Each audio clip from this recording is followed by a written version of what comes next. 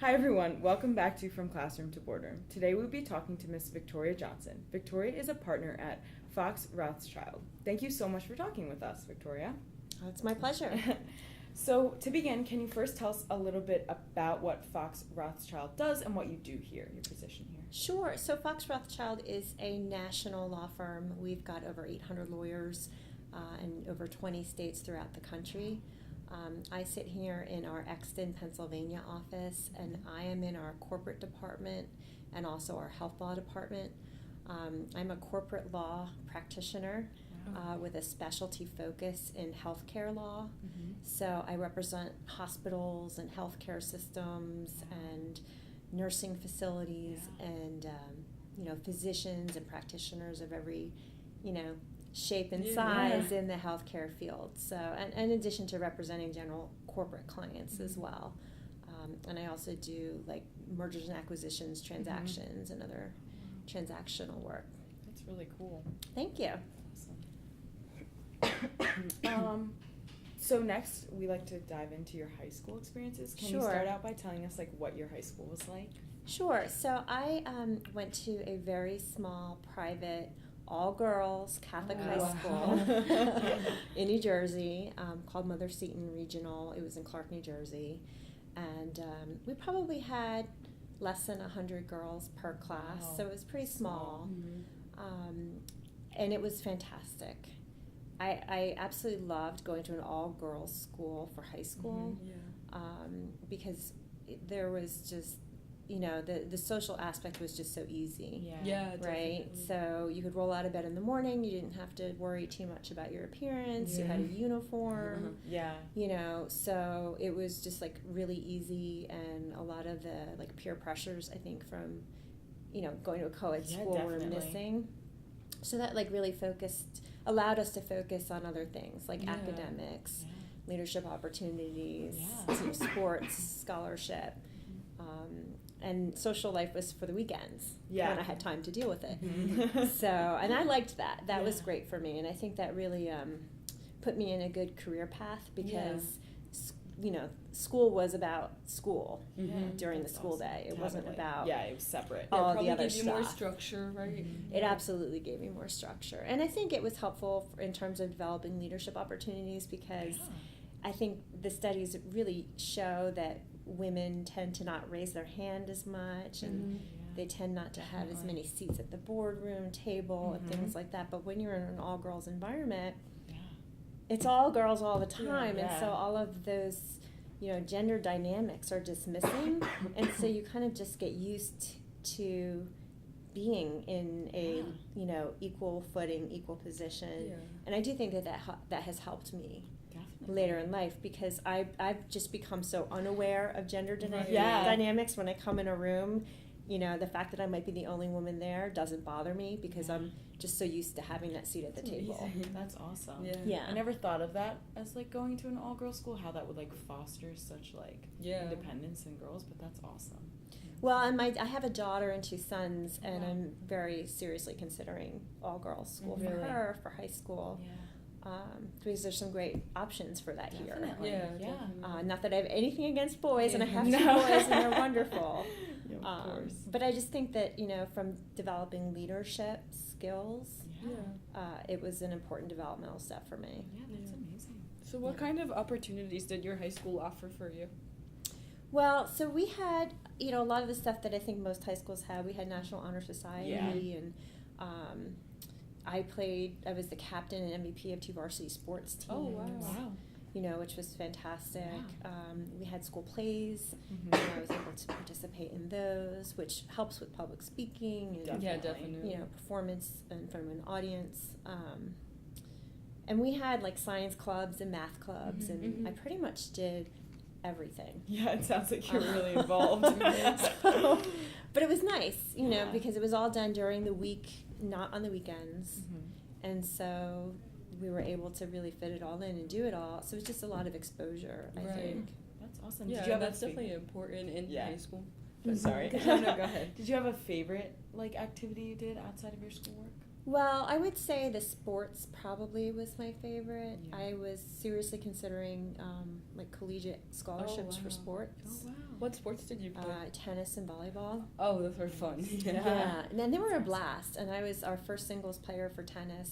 Oh, wow. And I was the captain of our volleyball team, and it was just a tremendous amount of fun. But they're team sports to us, Yeah. especially volleyball. Yeah. So you have to develop a rapport with your teammates. Yeah, definitely. But I was also the captain, so I had to sort of have a leadership role. Yeah, definitely. And I was my school scholar athlete. Wow. So that was a neat experience Yeah. to be recognized Yeah, that's amazing. for that. Yeah, sports definitely. I think people don't realize how much that can develop leadership skills in girls, especially because a lot of sports are just girls. Like, you're just playing with girls, so it's Right. like even though we go to a co-ed school, like I know the cross country team. Yeah, we have like a girls cross country team and then a Mhm. boys cross And country then like I'm on the team. girls soccer team, so it's really just us. And like Right. yeah, it definitely divides you and gives that leadership opportunity to girls. It does. Yeah. But with my daughter too, she's played co-ed soccer Yeah. and she's played all-girls soccer. Yeah. So she's done it both ways. And at this level, I think it's good to have that exposure. Yeah, definitely. But I noticed when she played on the co-ed teams, the boys tend to be more aggressive. Definitely. And she really had to, Definitely. be assertive. Yeah. Mhm. As opposed to being on the girls' team where that just comes naturally. Yeah. Yeah, that's so true. I never thought Mhm. about that. Like even in gym class, I guess. Yeah. It's like the boys who take over and then the girls just hang in the back. Mhm. Right. And that's just a function of, I think, gender dynamics. I never thought about that. Right. And I'm not trying to be stereotypical No, in no, any no. way, shape, or No. form. No, I understand. And like I said, I have boys, so I love Yeah. my boys. Yeah. But I just see that. I see Yeah. that in their, makeup. Mhm. You know what I mean? Yep. Definitely. So I think it's important to foster those opportunities for women to be in leadership Yeah, definitely. type roles when they can, Yeah, definitely. especially at an early age. Yeah. It's important. All right. So now we wanted to ask you about what classes you took and then like which ones interested you the most.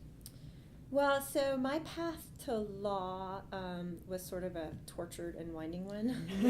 And I think that's okay because I think when you're in high school, you don't necessarily have it all totally Yeah. Definitely. figured out yet, Yeah. and that's okay. Yeah. When I was in high school, like I said, I was very involved in sports, and I wanted to go into sports medicine. Oh. So when I graduated, I decided instead of playing sports, I had gotten a really good academic scholarship to Villanova. Oh, wow. And I really wanted to focus on keeping my grades up because you had to keep a minimum GPA for the Mhm. scholarship. So Yeah. I decided not to play tennis Gotcha. at Villanova, instead just to focus on that. So Yeah. I was pre-med for 2 years, and Oh. candidly, I hated it. I didn't like it. Yeah. And I was a French minor with a pre-med major, and after 2 years, That's a I lot. changed majors to French. And I added Wow. secondary education as another major. Interesting. So I had to do extra classes and Yeah. sort of catch up with my coursework to graduate Yeah. on time. Oh, But but that was really me sort of discovering that I liked, even though I liked the field of healthcare, I didn't like the practice of medicine. Yeah. And I think it's okay to figure those things out as you go, Yeah. and so I ended up deciding my senior year of college, I sort of narrowed it down to get a PhD and maybe become a professor Mhm. Okay. or go to law school. Oh. And I was really interested in business Uh-huh. opportunities, so I decided to go to law school. And I don't regret it. Yeah. I ended up going to Tulane Wow. Law School, which Yeah. had international law, so I was Oh, able to wow. use some of the French That's cool. studies Yeah. for that. Wow, that's awesome. Yeah, that's awesome that you got to use French. Why did Right. you choose French in college? That's so Well, so my family's from France, Oh, wow. or at least part of it Mhm. is from France, and so we always had that connection. yeah. And so I always wanted to learn the language and the culture. I still have family there now. That's amazing. So yeah, I just wanted to learn about that, and I loved it. That's awesome.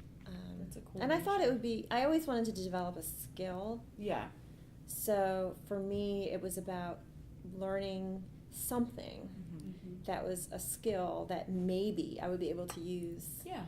later on in life. Now, I don't speak French practicing healthcare law. Yeah. But I can still speak the language if I, Yeah. try. So it is a skill that just stays with you. Yeah. And it must be useful, at least, like, At least on sometimes. vacation. Yeah. That's funny. okay. Yeah, that's so good. When you were in high school, did you ever feel like there was a pressure from either your school or your parents that you like needed to choose a career path, like right when you left high school? I would say yes. Part of it was because I was interested in medicine, and you have to know pretty early on.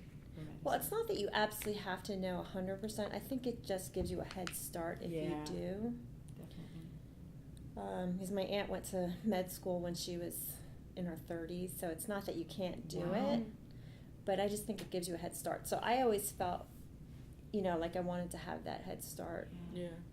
But looking back on it, I would say, don't stress. Raising my own children when they're in high school, I would probably tell them, don't stress. It's more important that you, I think, that you choose coursework that interests you so that you'll do better. Yeah. Yeah, definitely. And That's a retain good it point. and learn a skill maybe that you might be able to take with you. Yeah. I just think it's more important ultimately that you have better grades, Yeah. whatever it is you're studying, than killing yourself to try to do something you may or may not end up doing later. Yeah. And it's so true that you feel more passionate and more eager to like do the work for a class when you enjoy it, when you're passionate about it. So that's good advice, because then you're going to want to do the work. And there's time. So when you get to college, you have time, Exactly. to kind of figure out what you want to do. Yeah. And switch majors. Yeah. Right. A lot of the people we've talked to At have least switched in, majors. In high school so far, there's a lot of like kids at our school that just know exactly what they want to do, but then that almost like changes every week what they really want to do. Yeah. I mean, at least like for me, I've done that. I wanted to be a doctor, and then I said, oh, maybe biomedical engineering, and then now I'm not sure, which I think is okay. I'm trying to narrow it down to like a field that I like, and then we'll see. Yeah. Well, my best advice for something like that is to see if you can shadow people locally, and especially in this area, we have so many industries, so many businesses, and so many connections that's really a possibility. And I know we will let folks come in and shadow. Oh, cool.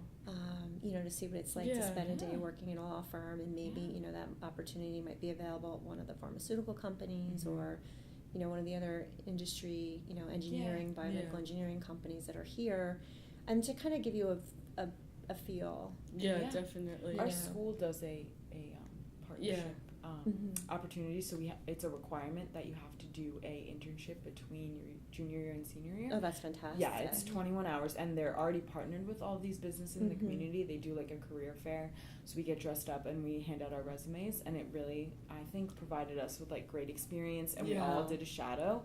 So it basically, if you didn't like it, it shows you what you don't want to do, and if you did like it, it shows you what you do want to do. So I think it's an amazing opportunity. Yeah, it definitely is. So I wish that more schools were able to do that, because I think it does help. That's fantastic. Yeah. I think that's phenomenal. Yeah, that was not available to me. Yeah. When I was, in high school, but it would have been great if it was. Yeah. It's really amazing. We're really lucky at our school to have that. Yeah. Okay. So back to you. Once you got out of college, is that when you started working here at Fox Rothschild, or did you? Well, so I went right to law school, and then I took a job in New York City on Wall Street for a couple of years. I grew up in North Jersey, so that was home. And what was New York like? It was busy. It was a crazy time. Yeah. I worked in the World Trade Center. Oh, wow. And I was in the one of the two buildings. Not the day of, but within 2 weeks before. My summer associate. So scary.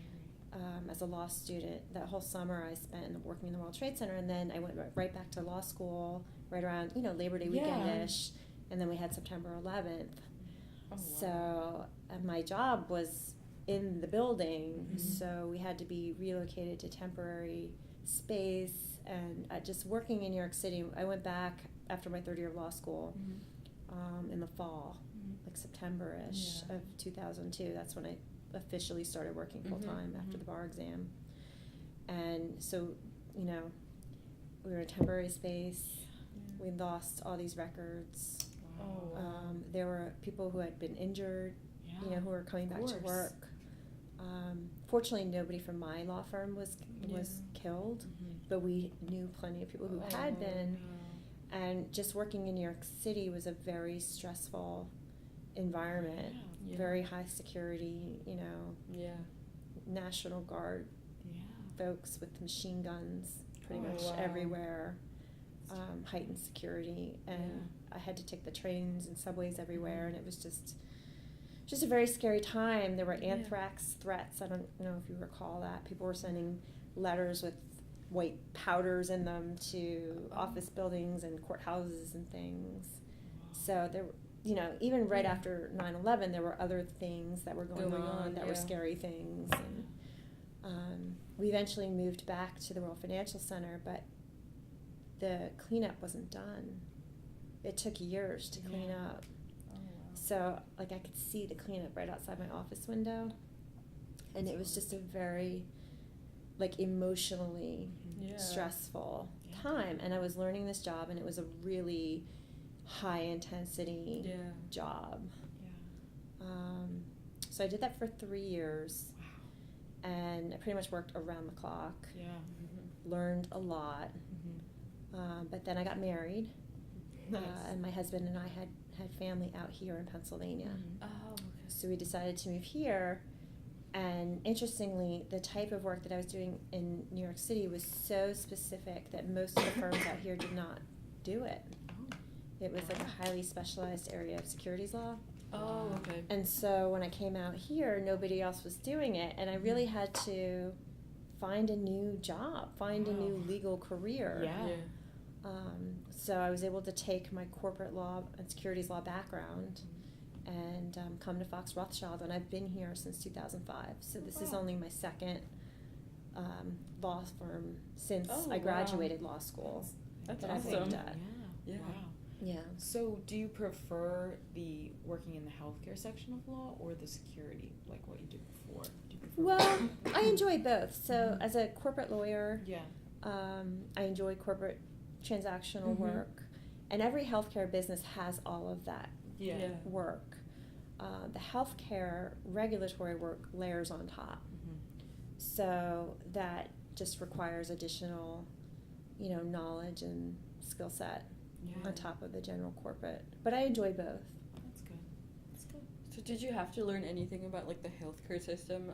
Oh, absolutely. Like, Did you have to take classes to learn that, or?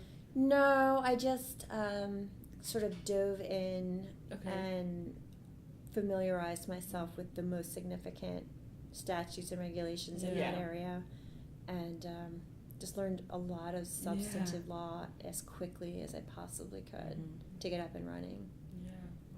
But I had great mentors here. That's awesome. So it's capable of being done. That's amazing that you made such a large switch. Mm-hmm. Even within the same career. I changed didn't really so much. think about how there could be, like, such a different range in law. It's very possible, and sometimes we even have associates who will, after a year or two, say, hey, I don't love quite what I'm doing and I want to do something different. You know, sometimes it's just, law is like medicine. It's so highly subspecialized. And until you really try it, you don't know if you're going to like it or not. And so sometimes you figure out right away, and sometimes it takes a little exposure. But No, that's cool. Do you have a favorite part of your job here?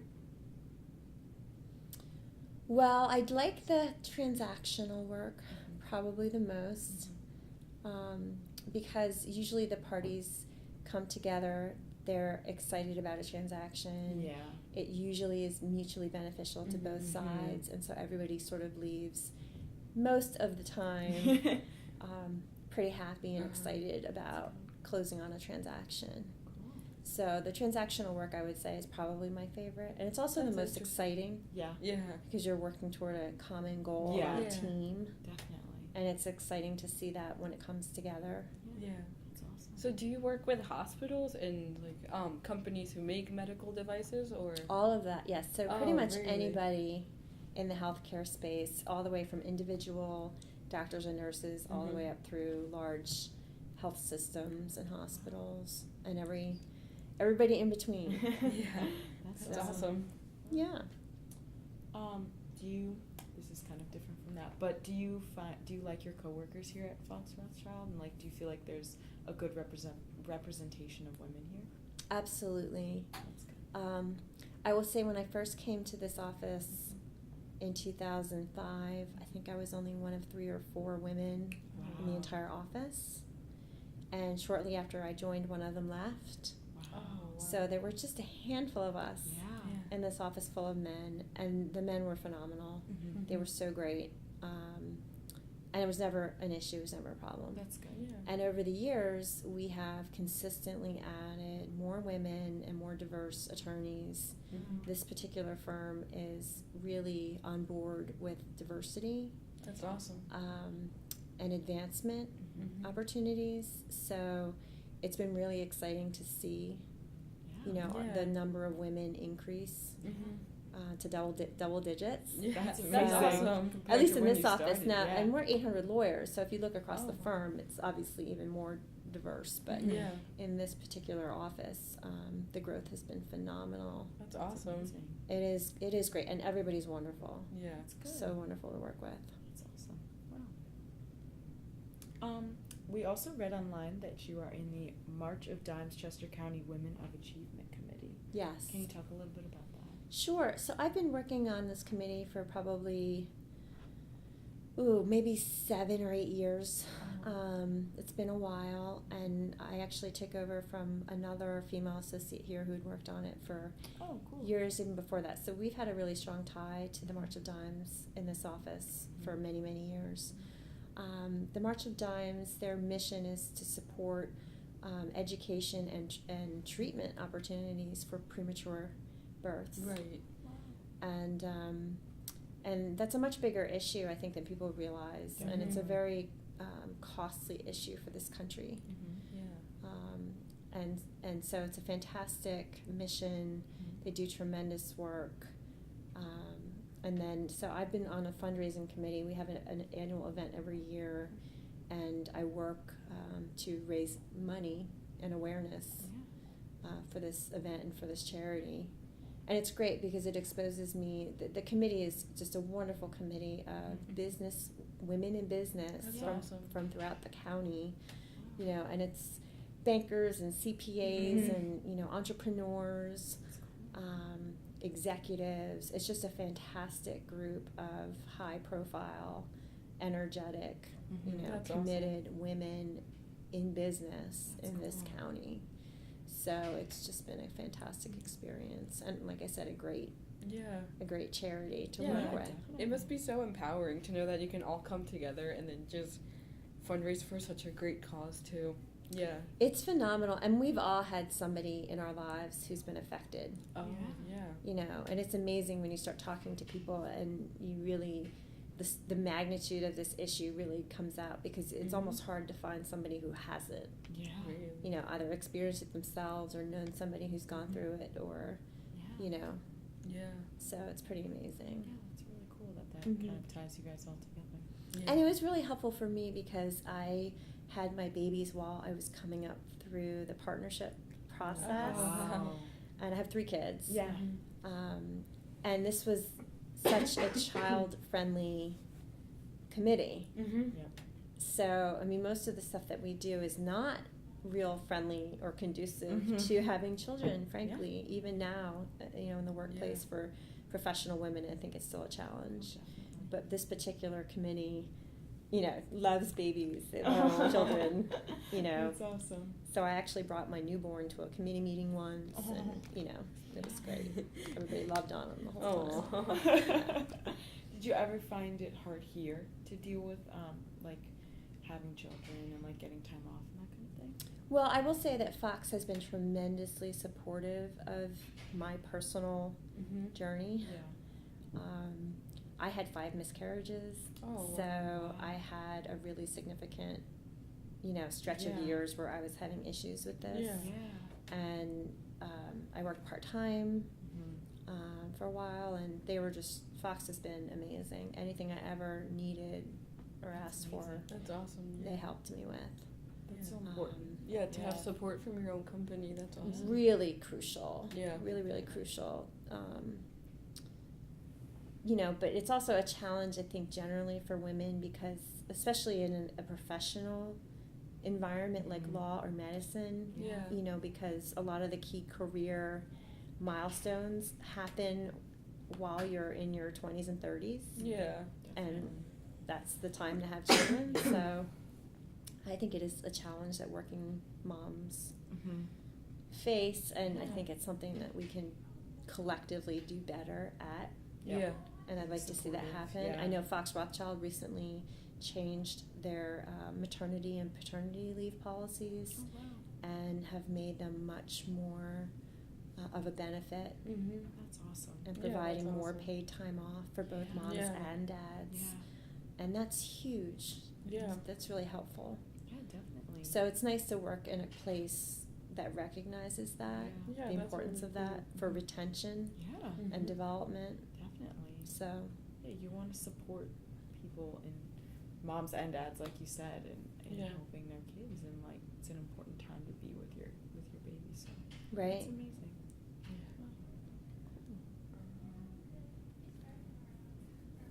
Yeah. So I guess just going back to high school, did you have any specific experiences that guided you towards your career?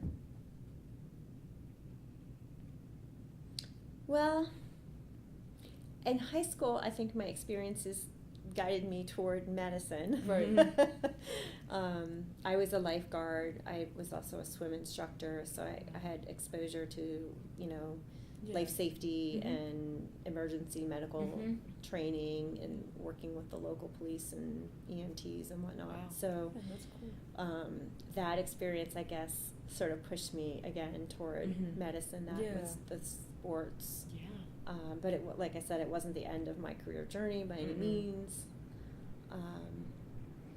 I pretty much did everything in high school. I won the history award. I won the physics award. Like, if you looked at my high school, transcript, you would say that I was all over the place.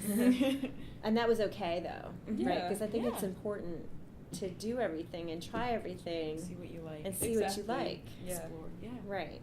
That's good. Yeah, it's important to have an open mind, and then just have as many experiences as you can, definitely. Absolutely. It's so funny now, too. Like, when I tell my husband I won the physics award, he's an engineer, and he's like, are you kidding me? You won the physics award? Like, you have issues, using a drill. But, That's I don't know. funny. Yeah. So was there something in college then that like pointed you towards law? That was like, I know you said you were interested in business, but I was interested in business. Part of it was just my upbringing. We have a lot of lawyers in the family. Oh, that's interesting. So I was exposed to that. And it just seemed like an achievable career goal, because I had a couple cousins and my uncle ahead of me who had gone through it and liked it. Yeah. That was really, I think, a key part of it. They were not only doing it, but they were doing it well, and they were happy doing it. Yeah. So, important. yeah. That's cool. Someone to look up to show that you would like it. And did you have like an experience or anything that kind of guided you towards the like more of the transactions and I don't know how to say this. Right, like, instead as of being like in opposed a to courtroom. being in a courtroom. Yeah. I think that was really personality driven. So I am a very sort of collaborative person. I'm very team driven. I like to come in a room and work on a solution with everybody in the room, and everybody leaves feeling better for having had that conversation. Yeah. I did do some litigation. Oh, really? I was a judicial extern to a federal court judge while I was in law school. And when I went to my very first firm outside of school, I spent some time doing litigation. And I just find that my personality, I don't want to put on boxing gloves every day when I come into the office. Yeah, definitely. That's just not my personality. I don't like fighting Yeah. all the time. So that was really more of a personality thing, Yeah. more than anything else.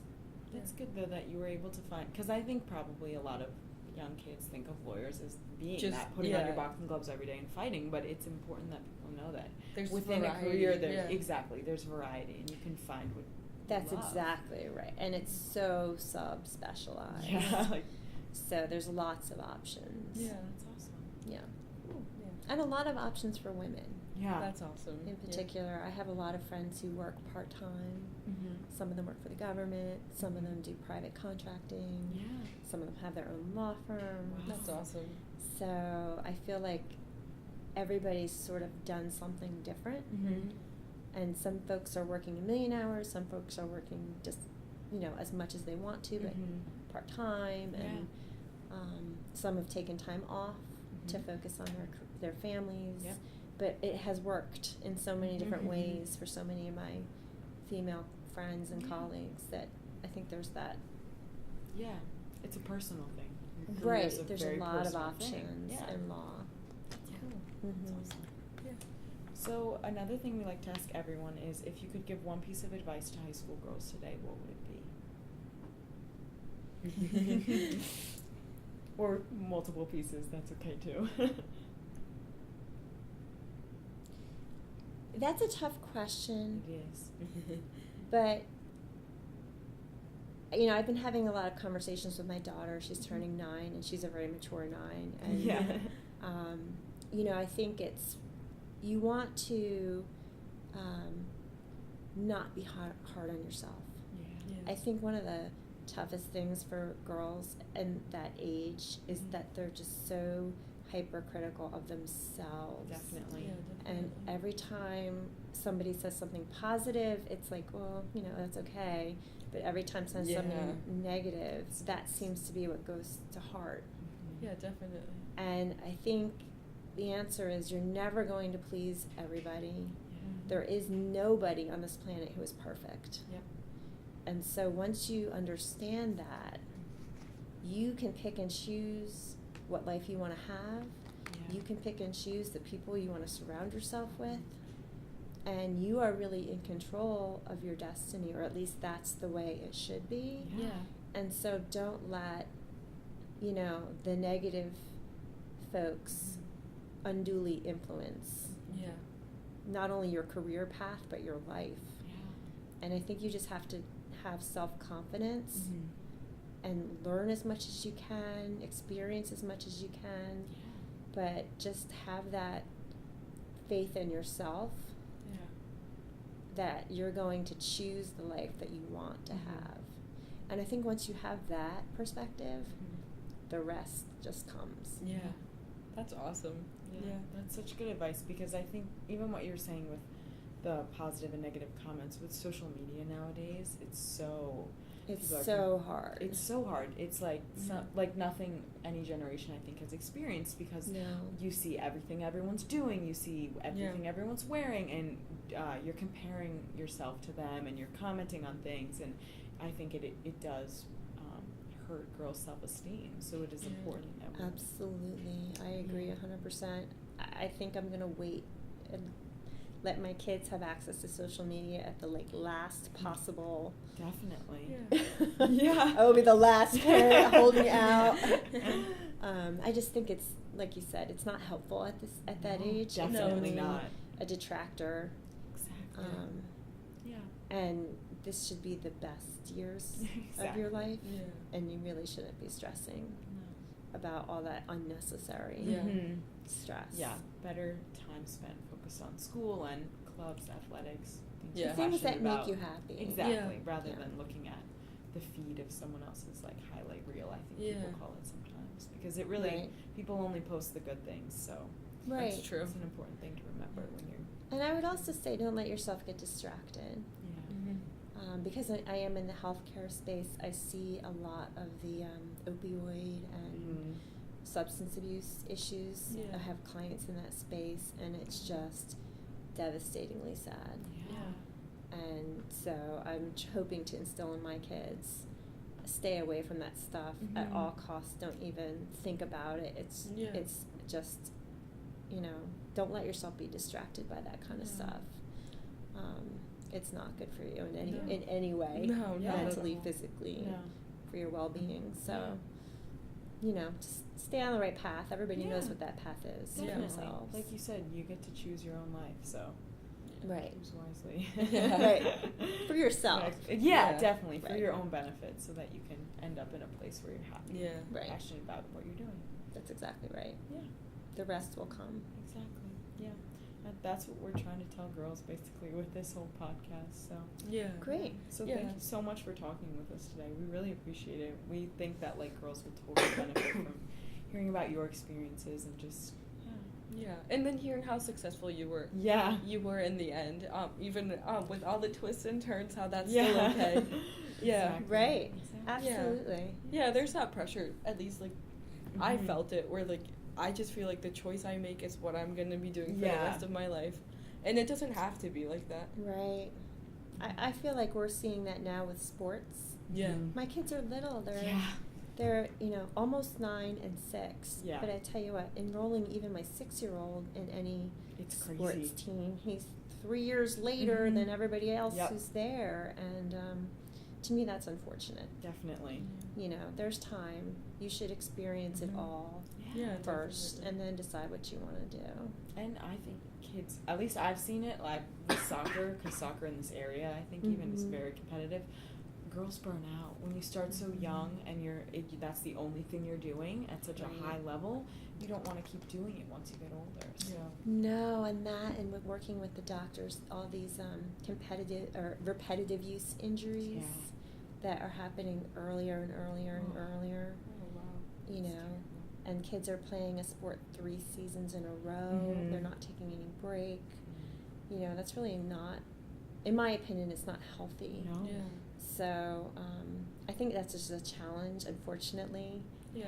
that we're just, it's different now. Mhm, It wasn't like that when definitely. I was growing up, Yeah. but it is hyper competitive now, and Yeah, I don't know what the sure. answer to that one is. No, I haven't figured it I out don't know yet. either. Yeah, yeah. But I'm just letting my kids do the sports that they like. That's good. You know, It's the best thing. that's all. I think that's all you can do. Definitely. Yeah. Yeah. So. Yeah. Well, thank you. Oh, it's Yeah, my thank pleasure.